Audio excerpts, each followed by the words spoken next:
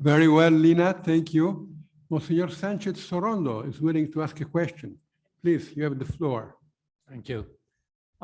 Thank you for your speech. Very interesting. You know that the Pope Francis, also Pope Benedict was called Pope Green because he was very interested in the question of climate.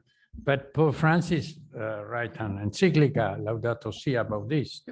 And the Secretary of State organized a meeting with all the religious leaders here that will held in the Casina in 4th October to declare together all the religious leaders, also the Muslim, the great problem of climate change, to have some influence in the meeting in England next one. So my question is, maybe what could be the reason that the Muslim leaders not have so clear position? Maybe because when they come here, they are very clear position, but in different parts. Maybe there are two reasons. One is that not have this combination that have the Catholic leaders to faith and reason. In the past, there was a great reason, a great philosopher, Averroes and others, but I don't know today. And the other reason is because they live by oil, and the oil is the main cause of the global warming. What do you think about? Thank you so much for your question. And I actually agree with you. So it depends on the context, but definitely one of the main reasons why religious leaders don't have a clear position on climate change, and at least for Sudan, religious leaders don't know really what climate change is. So when we go and talk to them, we realize that they don't even know the basics of climate science because it was never relevant for them. And so I think at least if we look at it on the developing country side of you would find that most of the religious leaders just don't know it. And the fact that they don't know it or don't know that climate change exists scientifically, they just never thought about a religious argument to it. So we help them understand it by showing them our research, simplifying the issue, and then telling them what possible ways this could be linked to Islam or this could be linked to religion. But I think if this doesn't apply to all religious leaders, because definitely some religious leaders or a lot of religious leaders are backed by oil companies. But then again, this is not just an issue, I guess, for religious leaders, it's an issue for all politicians. And I think this is why you are yet to solve climate change, because the fossil industry is just not going to give up this easily. And it applies to everyone. Lina. Thank you. Now, Lina, you asked. Seema, I actually you have the floor. Yeah, no, I actually had the same question as the bishop. So thank you for answering that. And I just wanted to say assalamu alaikum to you from the Vatican. I'm Seema Yasmin and I teach science journalism to earth scientists at Stanford. So I would love to invite you to campus to talk about your work.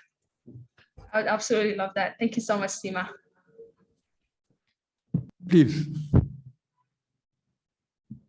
Hi, Lina, it's Lee McIntyre.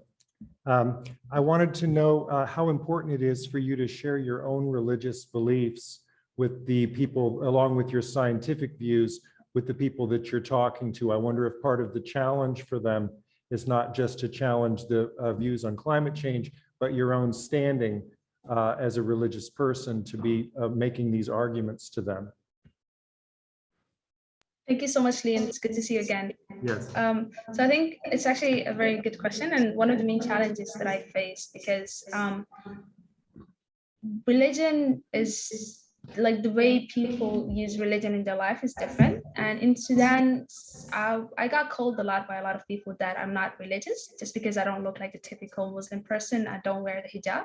And so why would they listen to me? Because if I am not an ideal Muslim person, maybe my arguments are also just not correct and they're not accurate. And so this is why I am a bit cautious about where I talk, especially, and where I link Islam to climate change. Because if I go to a community that is where girls are all wear hijab and all look this, like have a specific look that they need to follow, and talk about climate change, people are first not going to listen to me, but they're also never going to listen to anyone who talks about climate change in Islam, because it just came from me. So I keep that in mind whenever I talk about climate change. And when I realized that I am now talking to a community that will probably not be welcoming of any messaging from me because of my looks or the fact that I'm a girl, this is where I have to take another route. And this is where I go to someone they listen to and convince them that these arguments are important, and that by raising the awareness of their community, they could pressure the government enough to give them grants to work on adaptation projects or help fix the water issue in their village. And so I try to build a very convincing argument, but again, I'm very cautious of if I should share those religious beliefs myself or I should go through someone else. It's not easy, and I get offended a lot of times, but it is how I can get to people at this point. Thank you. Thank you. Professor Cartapia, you asked it, Yes, and now sir. you have the floor. Yes, I have a question for Lina. Can you give us an example of let's say, secular narrative that is not effective concerning climate change versus a religious narrative that becomes more understandable for the people in Sudan or whatever your audience is? If you can give us an example of how do you shape the same topic in two different ways? And the other question is whether you think that the old distrust or opposition, or the idea that science and religion are enemies has to do something with the underestimation of the problem of climate change. All right, thank you so much, Minister. One example that I can give, and it's just one example on the top of my mind, so bear with me, but I can talk about how in Sudan, we have the Minister of Environment one time launched a campaign to get people to be more cautious of their waste management and how they need to, and how this is part of fixing the environment and how this contributes to the climate change issue in general. And that campaign was meant to motivate people to recycle and to use to use more efficient waste recycling methods that the government has provided for them. But no one really, like, communities didn't really take part in that initiative because it was mainly launched by the government. And at that time, the relationship between the government and communities was not at its best, but also because the way they talked about it was very scientific. Like, they just talked about how recycling is good for the environment and how that contributes to fixing climate change, which is a major issue. And they talked about greenhouse gases and CO2 and all these scientific acronyms that you hear all the time. And that wasn't appealing to people, like because taking part in this initiative meant going out of your normal way of taking your trash and putting effort. And they wouldn't put effort just because the government told them so, or just because science told them so, because like I said, it's not relevant. But then we decided to do the same initiative, but instead of talking about it from a scientific perspective or a climate change perspective, what we did is that we told people that if you go back to the Quran or if you go back to the Prophet Muhammad's sayings, you will find that keeping our communities clean is one of the essentials. As a Muslim, keeping your environment clean, keeping your house clean, keeping yourself clean is one of the essential and one of the basics that the Islam's and the Quran told us to follow.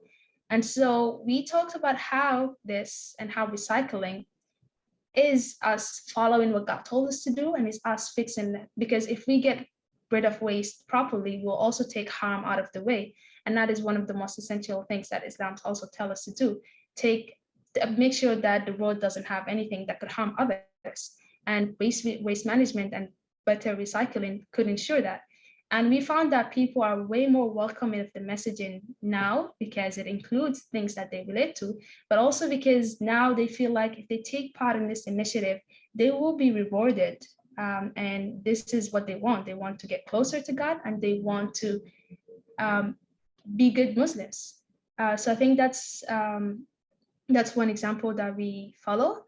And so for your second question, can you just repeat it? Sorry. No.